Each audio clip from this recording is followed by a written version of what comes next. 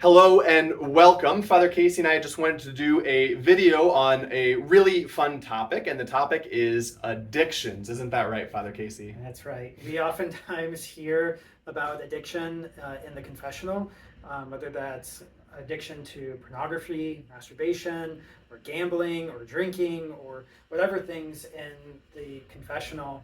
And it's really hard as a priest to see you guys come in and just have these things weigh down on your heart, and they rob you of your joy and your happiness and your fulfillment. We want you to have full, happy lives. And even as we struggle with addiction, it is possible. It is possible to let the Lord do his work and to give you back your joy and not to be robbed of that. So we just want to take a couple minutes and hopefully help you walk through what you can do to live with joy as you struggle to overcome addiction with the help of the Lord. It really is heartbreaking for us to see people locked in those sorts of addictions and habits. And quite frankly, even as priests, we know what it's like to struggle with those sorts of things. But we also know that there's great freedom. We also see people struggle a lot of times with scrupulosity and just sort of agonizing over, is this a mortal sin? Is this not a mortal sin? Do I have to go to confession? Do I not have to go to confession? And also, I think we both know what it's like to struggle with scrupulosity as well.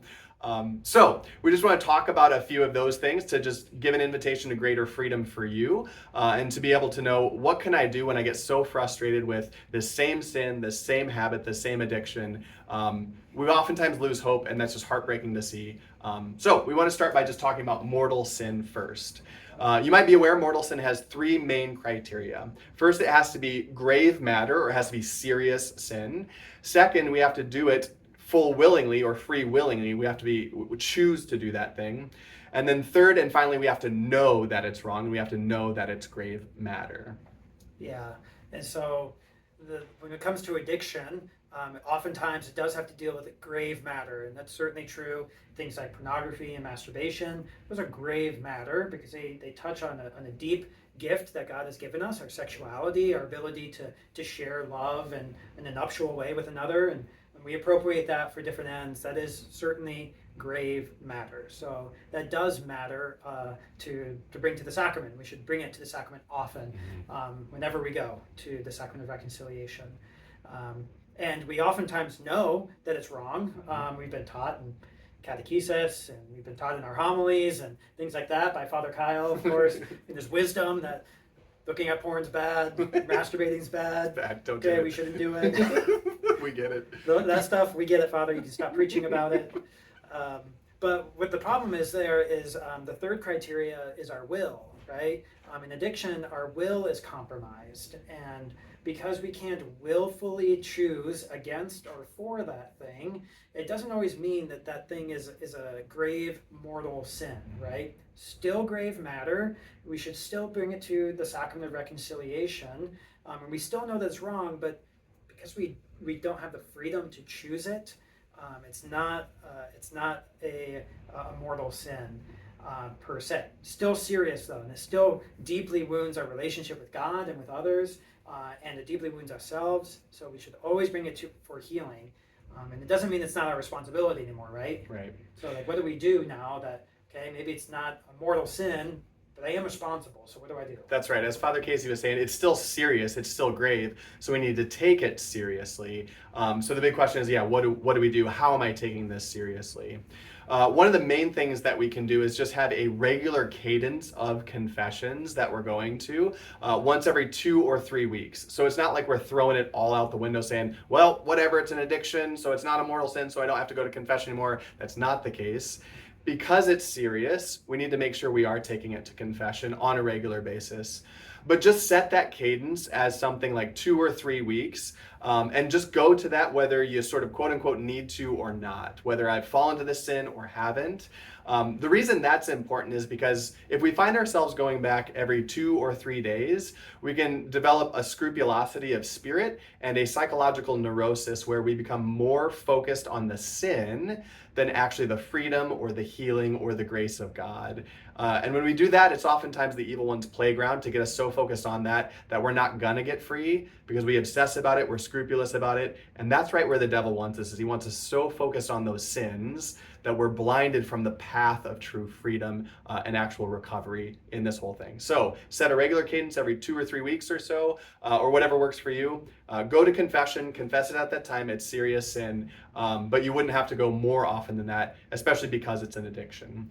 Yeah, I like to call that the car wash mentality, right? I go into the confessional because I got dirty out in the world, and now I got to go get clean, and it just cleans the outside of me. I'm not actually available to that inner transformation that God wants to make, and I'm just so focused on those externals. Jesus says, whitewashed tombs, right? You're filled with dead things and bones on the inside, and we're too afraid to let Jesus do that work to get into the tomb. But that's where the resurrection happened, right? So we have to let him into the tomb. We have to let him heal the inside of our hearts. And so that's really important. And that distance between confession tells God, I trust you. I trust in your grace. I trust in your power to heal. I trust your priests are there to help me. And that you're not vindictive. You're not out there to get me. You're not a gotcha God. You're a healing God. You're a loving God. So that's really important. It's a really good point. And it's also just a great act of humility. If we can admit to ourselves that this is an addiction, we can also recognize that there's more going on than just me. It's not just me being a failure. There's another couple elements that are in this, both physiologically. We know that different chemicals are released in addictions, whether it's drugs, alcohol, pornography, masturbation.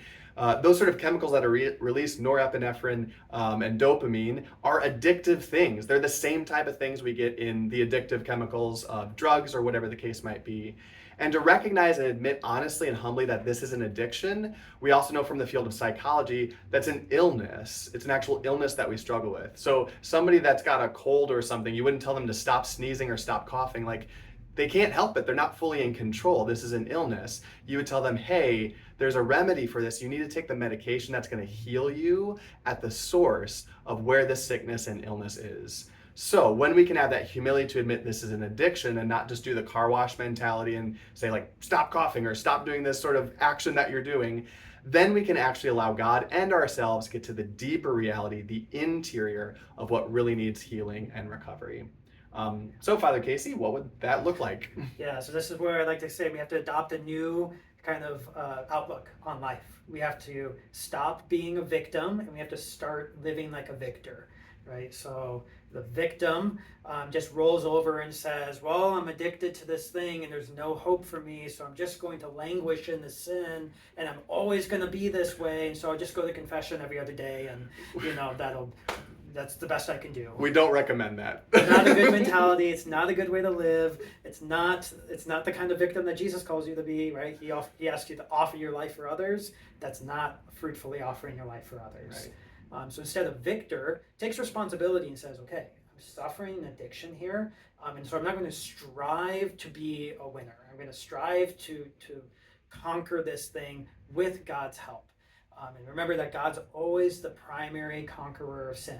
Right? Jesus has already won the victory, so now I'm just opening myself up to the source of my healing and victory in Jesus and his cross, which we have right behind us. That's right. Through Mary, who's the mediatrix of all graces, and all those saints down there who are here to help us. So, like, an example of that would be, okay, I'm going to set a rule for myself for the whole month. 30 days, I'm going to commit to deeper healing by opening myself up to God's grace by doing a specific action. And then I can judge myself on that criteria. How much do I really long for God's healing? Well, how faithful have I been to what I said I was going to do? So something like, if I struggle with chastity, I'm going to pray earnestly for chastity. God, help me to desire the gift of chastity. And I'm going to pray for that every day. And if I find myself saying, well, it doesn't really matter or whatever thing, well, now I'm in problem, right? I'm in bad territory, because now I'm not really looking to cooperate with God. I'm not looking to be helped by God. I'm just going to become a victim. I'm going to roll over and I'm just going to, suffer this thing and just say, this is the way that I am. Yeah. I think one of the great tests, as Father Casey was saying, is just asking ourselves that question, am I taking those honest steps that Father Casey's talking about? Am I taking those honest steps to be free, free from this addiction, to be whole, to experience recovery? And we have to be honest with ourselves about that, because the answer could be, well, no, I'm not really taking honest steps. I'm just kind of doing the same things and expecting it to be different, thinking I can be stronger next time. But guess what? I'm not stronger next time because I haven't been taking honest steps. But we might be able to say, no, I am honestly taking steps. I don't want to do this thing. I don't want to keep going on with this addiction. And that's why I'm able to say, I'm going to honestly pray about this and go to God, or I'm going to reach out to others for accountability and make sure that I'm not in this alone. I'm going to learn more and be in a program to be able to experience freedom or healing of where this sin really is at in my heart. If we can say, I'm honestly taking these steps, that's proof positive that our will is not freely choosing these things. Our will is, in fact, towards the good, but it's because of the addiction and the weakness that we reach out to these. So that's proof positive that it would not be a mortal sin, because my will is choosing to take these steps every single day. And my weakness, my addiction, sometimes get the best of me. But my will is engaged towards God. It's not engaged towards this sin. Yeah, that's just so right. Just so well said. I think so too. Okay, that's enough. All right. What we want to encourage you guys is, you might be thinking like, okay, you've said take honest steps or whatever. There's just a lot of really good resources for all of these things out there, whether it's Alcoholics Anonymous, Sexaholics Anonymous, different groups that we have even in the parish to help out with accountability, different programs that we can offer. So if you have questions about those sorts of things, please reach out to us. Let us know. We'd love to give you some of those resources and just be able to talk to you about what does it look like to take those honest steps in the future. Yeah, the biggest thing that people fear about reaching out is Father's going to think about me differently. He's not going to like me anymore.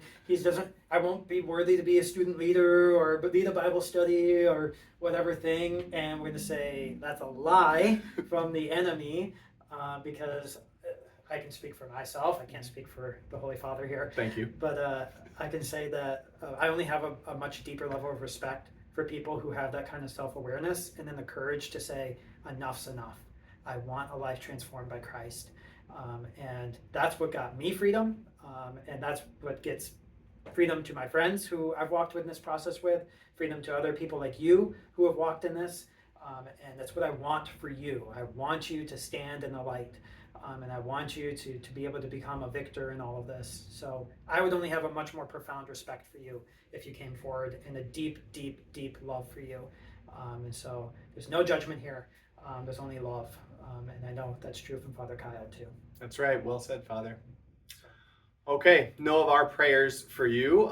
Do not hesitate or be afraid to reach out to us. We're here to help, and we desire greater freedom for you. So God bless you, and may you continue to follow on your journey with the Lord. Okay, love you. Bye.